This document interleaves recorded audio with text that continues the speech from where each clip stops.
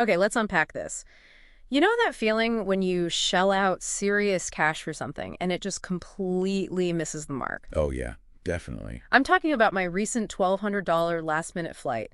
Crammed into the absolute worst seat, window, back row, the whole 9 yards. Those the worst. And the airline staff. They acted like I was the one inconveniencing them. Seriously. Yeah. I walked off that plane feeling totally disregarded, despite the price tag, you know? Has anything like that ever happened to you? It's a universal frustration, that feeling of being devalued after you've paid for something, isn't it? Right. Whether it's an airline, maybe a software platform, or, any business interaction, those negative experiences, Yeah. they stick with you. Absolutely. And that's precisely what we're diving deep into today. We've got Jeb Blount's book, People Love You, The Real Secret to Delivering Legendary Customer Experiences. It's from 2013. A good one. Think of this as your fast track to understanding why these frustrating customer experiences happen and, crucially, how businesses can actually prevent them, especially in B2B. Right. So our core mission in this deep dive really is to pull out the essential insights from Blount's work. We're focusing on building solid customer relationships, specifically business to business. We're trying to move beyond just like satisfaction scores. It's about something far more profound. Exactly. We're not just aiming for a polite nod on a survey form. No way. We're talking about building genuine human connections, the kind where your customers feel truly valued, deeply appreciated. So let's get right to it. Where does Blount start? Okay, so he jumps right into a really fundamental thing about human behavior, Hmm. the primacy of emotion. In decision making. Emotion first. Yeah. Blount basically argues that people make choices based on how they feel, and then they use logic afterwards to, justify those choices. That rings true, doesn't it? Like Probably. you might feel a connection to a certain brand or maybe a specific salesperson. Right. And then you look for the logical reasons to back up that feeling you already had. Right. Exactly. Blount even points out how some purchasing departments try really hard to strip emotion out. They use things like reverse auctions. Trying to make it all numbers and logic. Precisely. The goal is to decide based only on price, quantifiable metrics, that kind of stuff. But, can you ever truly get rid of that human element, that emotional bit, even in a business deal? Well, that's Blount's core point. You really can't. Not fully. Even in those situations designed to be purely logical. The people involved are still, well, people. They have emotions, biases, maybe past experiences. So they might feel safer with a vendor they know. Or a positive interaction they had last year could subtly sway their objective decision. Yeah. So instead of just leading with features and ROI right away, Yeah. your first interactions might actually be better if they tap into the customer's feelings, their hopes, their frustrations, maybe their desire for someone they can trust. That's a really powerful shift in perspective. So even when someone thinks they're being totally rational. There's often an emotional base influencing things. Definitely. Okay. Now let's talk about something businesses obsess over. Customer loyalty. Right. And Blount offers a challenging view on the typical loyalty programs. How so? He suggests a lot of them are really more about creating what we call switching costs, not about fostering genuine, heartfelt loyalty. Switching costs, like making it a pain to leave. Exactly. Think back to those airline loyalty programs you mentioned. Switching costs are, what a customer would lose. Money, time, even just psychological comfort by changing to someone else. Right. You build up points, status. You feel kind of trapped, even if another airline might actually be better sometimes. Totally. There are psychological things at play, too, like loss aversion. People hate losing those benefits they've built up, even if the actual service isn't great anymore. So you stick with them just for the gold status, maybe? You might. And Blount asks this really thought-provoking question. If companies truly believed customers were inherently loyal, Yeah. why would we even need contracts and lawyers to enforce them? Huh. That really makes you think. Loyalty programs almost feel like handcuffs sometimes, not inspiration. And this ties right into a story Blount tells. It's about a recruiting company. Yeah. They were providing good candidates to this client, Barbara, consistently. She wasn't complaining, results were fine, so the company just assumed, naturally, she was loyal. She wasn't. Exactly. She ended up leaving, looking at other options. Yeah. When they dug into it, they found out her account manager hadn't even called her in 3 months. Wow. 3 months. Yep. So even though her basic needs were met, she felt, emotionally unappreciated, neglected. Ouch. That really shows the danger, doesn't it? Confusing just being satisfied with actual loyalty. Just because they aren't complaining doesn't mean they feel connected. Precisely. Blount hammers this point home. In today's market, where products and services are so easily copied, that customer experience, those real human relationships, that's the critical differentiator. Especially B2B. Your unique product feature, it might not stay unique for long. So if everyone offers similar stuff, what makes them choose you and stick with you? It really boils down to those human connections. The account managers, the salespeople, the customer service folks, they're on the front lines. They're the ones forging those emotional bonds. That personal touch. That's what truly sets you apart. It's the thing competitors find hardest to replicate. Okay, so we're focusing on building these deep connections. Blount even uses a pretty strong word for it, love. Now, he doesn't mean like romantic love, right? No, not literally. He uses love more as a metaphor. A powerful one, though. For what exactly? For those intense positive emotions. Mhm. Warmth, deep trust, genuine affection, like a visceral connection. It's the feeling the very best customer relationships create. That sense of being genuinely valued, cared for as a person, Yeah. not just an account number. Exactly right. He shares some great stories. Like Todd Miller from Isaiah Industries. His dealers openly use the word love about their account managers. Really? They actually said love. Yeah. And another one, a team leader introducing their top account manager just flat out said, our customers love her. That's incredibly powerful. It's way beyond just satisfied. It's a real affinity. It is. So how do all these individual actions, we'll talk about like smiling, listening, being authentic, how do they add up to this love feeling? Well, they build layers, layers of positive emotional experiences. Every genuine interaction, every time the customer feels truly heard, truly valued, it adds to this overall feeling, connection, trust. It makes the relationship much stronger, more resilient. And Blount argues this deep emotional connection is the real secret to those legendary customer experiences, especially B2B. That's the idea. The top performers, they've mastered making customers feel this way.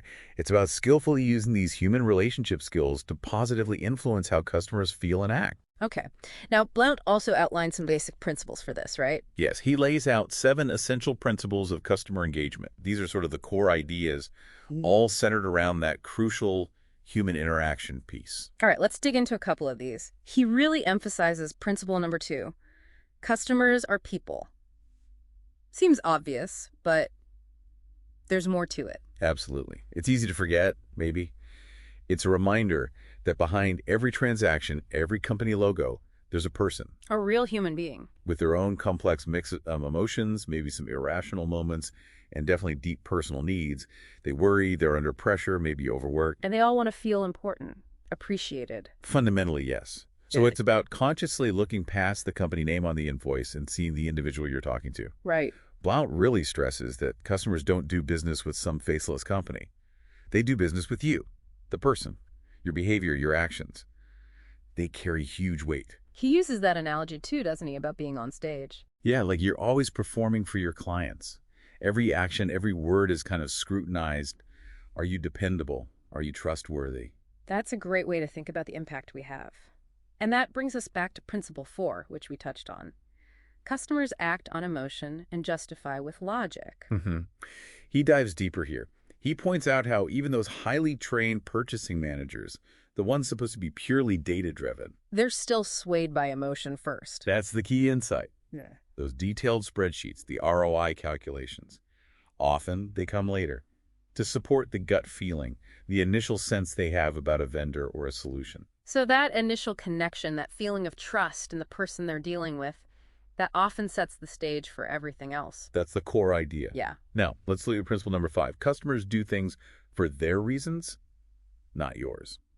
This sounds like it could be a big source of frustration for businesses. Oh, it definitely can be. Down explains that customers make decisions based on their unique view of the world. Their motivations, their fears. Their desires, needs, wants, which might not line up at all with what makes sense from our company's point of view. Exactly. You might have this amazing solution, incredible ROI on paper. Yeah. But if it doesn't click with their personal career goals, or maybe it doesn't solve their most urgent pain point right now, they might still say no.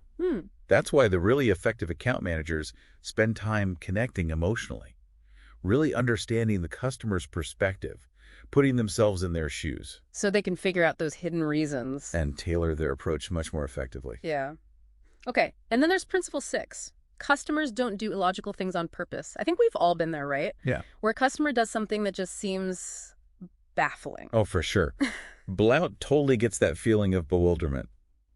But he stresses how important it is to always assume positive intent. Assume they're not trying to be difficult. Yeah, exactly. The vast majority aren't deliberately trying to mess things up for you or even for themselves by doing something that looks dumb. There's almost always a reason from their perspective, even if you can't see it right away. So instead of getting frustrated, Investigate.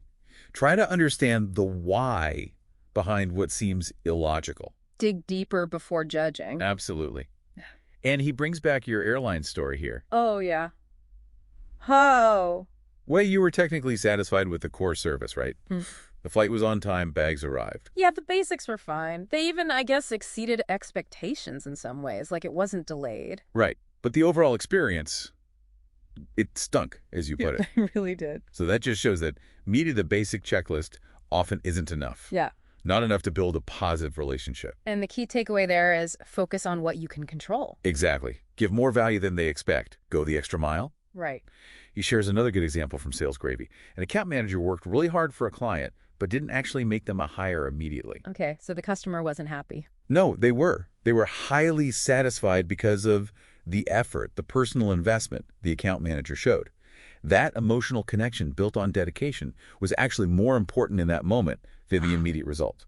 That's really interesting. Effort matters, connection matters. Okay, so understanding these principles is key. Now, Blount also found some specific behaviors, patterns common to those account managers who are really loved by their customers. Yes. Through tons of interviews, observations, he identified 5 core behavior patterns. They show up again and again in the best account managers. And importantly, these are learned behaviors, not just personality. That's what his research indicated, which is great news, right? It means anyone can develop them. Okay, so what are these 5 patterns? They are. 1, put customers first, like a deep-seated attitude that the customer is paramount. Got it. 2, connect, the ability to build genuine emotional bonds. Makes sense. 3, solve problems, recognizing that this is like the absolute core of customer service. Right. 4, make it easy to do business with you, actively removing friction, making things smooth. And 5, people respond in kind. Understanding that positive behaviors tend to elicit positive responses. The whole reciprocity idea. Those all sound, well, like foundational good business sense, really. Let's dig into some specific behaviors that build that connection and trust. He mentions just smiling. Seems simple. It's remarkably simple, incredibly powerful. He talks about an experiment showing people tend to smile back automatically when you smile at them. Creates an instant connection. Almost instant, yeah. A positive one. So he emphasizes consciously making the effort. Smile in person, obviously, but also on the phone. On the phone? How? Your tone changes when you smile. People can hear it. He quotes Dale Carnegie. When you greet people with a smile, you'll have a good time meeting them, and they'll have a good time meeting you. Simple but effective. Makes perfect sense. A genuine smile breaks down barriers. What's another key behavior? Authenticity. Yes, being genuine. Avoiding any phoniness. Blount argues that being inauthentic usually comes from insecurity. And people can spot it. Usually, yeah. People have pretty good detectors for fakeness. And once they sense you're not being real, trust goes right out the window. So just be yourself, even if you're not perfect. Absolutely. Better to be authentically you than a polished fake. Okay. So authenticity builds real trust. What about politeness and respect? Crucial. Basic manners, professional etiquette. Blount notes that, sadly, these things are maybe becoming rarer. You think so? Well, maybe. Which means if you consistently show politeness and respect, you actually stand out. In a good way. Like the golden rule. Exactly. Okay. Treat others how you want to be treated. Simple things. Yeah. Please, thank you, eye contact, really listening. That shows respect. He quotes Jim Rohn too, right? Wherever you are, be there. Yes. Meaning be fully present, pay attention, don't be checking your phone or looking distracted when you're with a customer. That focus is respect. Kindness is another one he highlights. Yes. And he shares Sales Gravy's value statement. We will be kind to everyone, no matter what. No matter what. That's tough sometimes. It can be, but he points out that kindness is like a powerful antidote to rudeness. It helps build a really positive reputation. Even with difficult customers, staying kind and empathetic can de-escalate things. What about passion and enthusiasm? How do they fit in? Okay, so for Blount, passion is that deep drive to solve customer problems. It gives you resilience, persistence. It's hard to fake true passion. Right. But enthusiasm. Enthusiasm is more of a behavior you can cultivate, and it's contagious. It makes you more likable. People respond to it. Definitely. Huh. He tells a story about an industrial uniform account manager. Decades in the job, but still genuinely enthusiastic because he loves solving the diverse problems his customers bring him. Finding something to be excited about. Yeah, even if the product isn't glamorous. And he does mention the fake it till you make it idea for enthusiasm, drawing from Carnegie. Acting enthusiastic can actually help you feel more enthusiastic. Your actions influence your feelings. Confidence is another big one. How does that build trust? Well, confidence comes from, a good self-image, having the right skills, believing in yourself, and customers pick up on that. Makes them feel secure. Exactly. They feel reassured when you're confident. It also helps you make decisions, tackle problems head on, represent your company well. He quotes Henry Ford, doesn't he? Whether you think you can or you think you can't, you are right. Shows the power of self-belief. Blount also touches on self-talk. How you talk to yourself builds or breaks down confidence. And using fear. Yeah, using fear to build courage, facing challenges, stepping out of your comfort zone. That builds confidence over time. And finally, he mentions just investing in yourself, mind, body, spirit.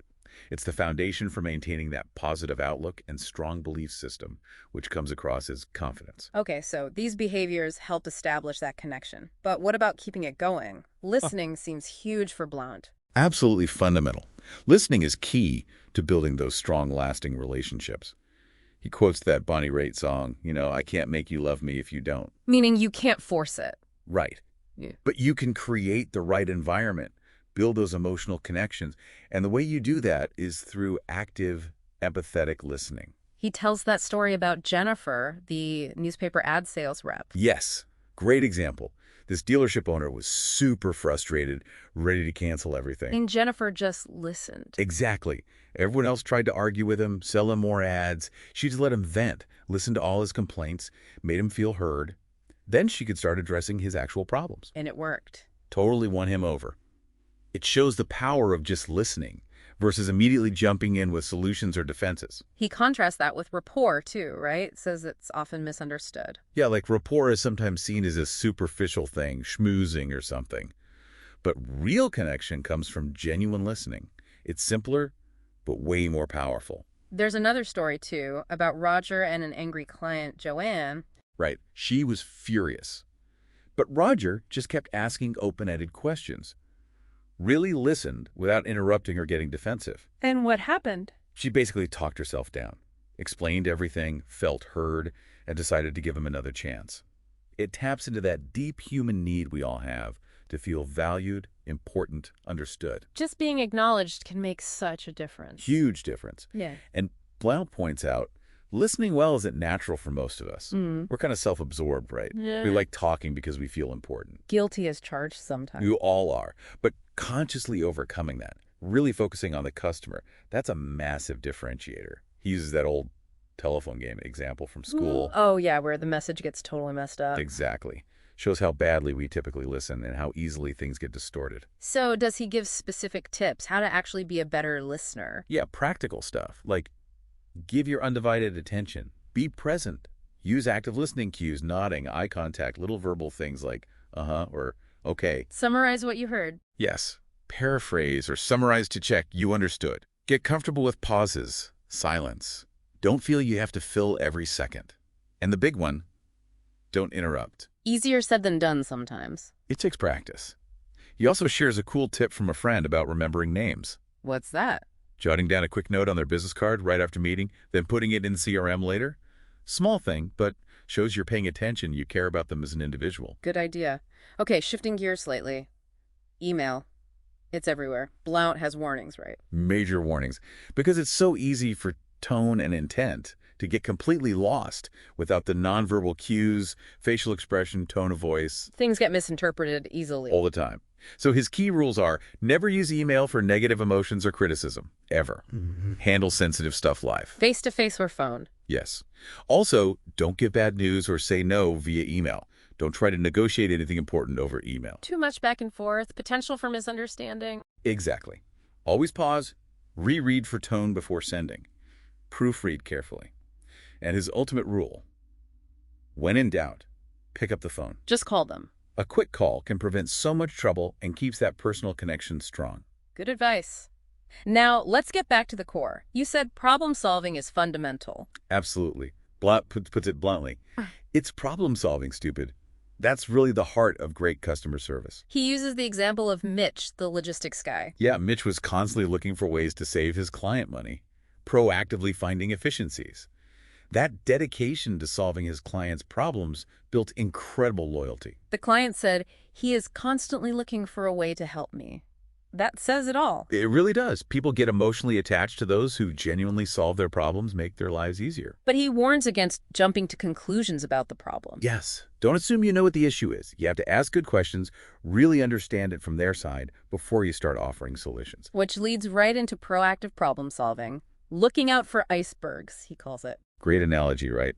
The visible tip is the immediate problem, but the huge hidden part underneath represents the deeper underlying issues. And you need to find those hidden parts. Before they sink the ship. So proactive questioning is key. It's a dual process. You're uncovering potential issues while also maintaining that emotional connection. How do you do that? By asking the right questions. A mix of open-ended questions to get them talking and exploring, and closed or leading questions to confirm specifics. But to ask relevant questions, you need to understand their business. Do your homework. Definitely. Blount suggests creating your own list of good questions for your industry, for specific clients. Practice asking them. He talks about Meredith. What did she do? She shifted her account reviews. Instead of just talking about past problems, she started focusing on future plans, potential challenges, proactive stuff. And that changed things. Big time. She became a trusted advisor, not just a vendor reacting to issues. Okay, so all this, the principles, the behaviors, the problem solving, it all builds towards trust, right? He has a really strong example here, Lonnie. Lonnie is amazing. A route service rep, 100% customer retention for 6 years straight in a really tough competitive industry. Wow. How did he do it? Some magic trick. No magic. Blount shadowed him. It was meticulous preparation, starting work super early, checking inventory, having notes ready, and consistently going the extra mile. Like what? Personalized touches. He'd bring crispy creme donuts for his clients sometimes. Just small things showing he cared about them, their business. Attention to detail. And that built trust. Massive trust. There's a quote from a purchasing manager about Lonnie. As long as Lonnie is servicing our account, we will never make a change.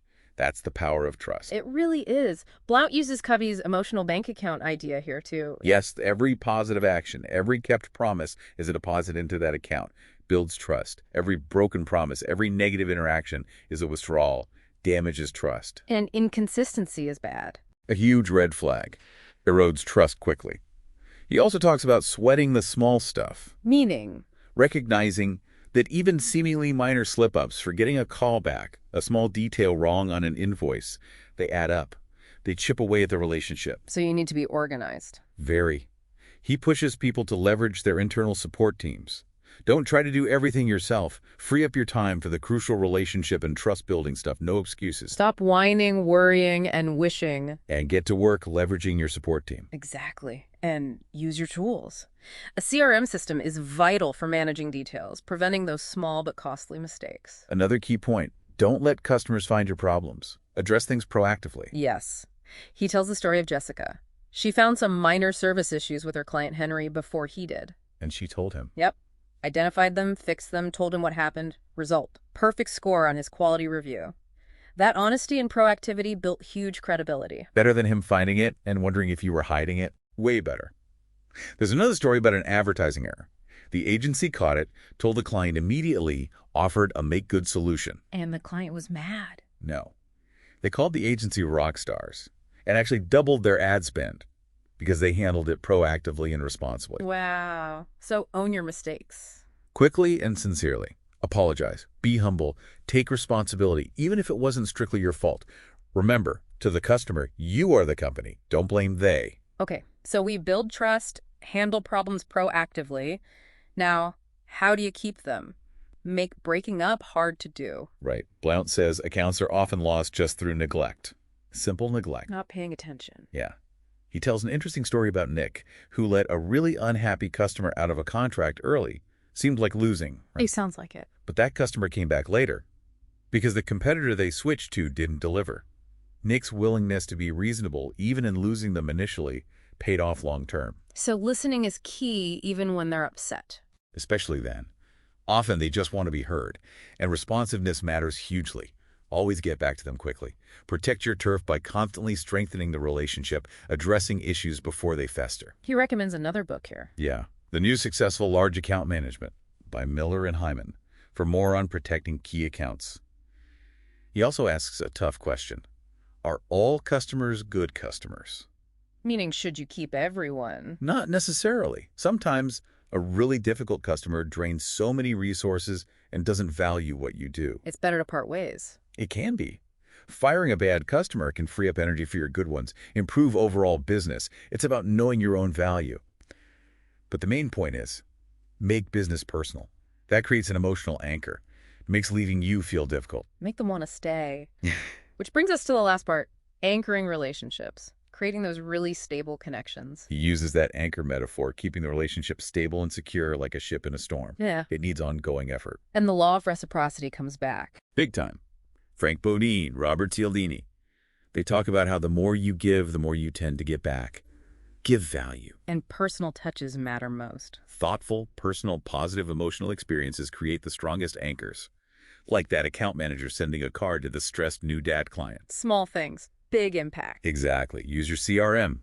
Track birthdays, anniversaries, kids' names, hobbies.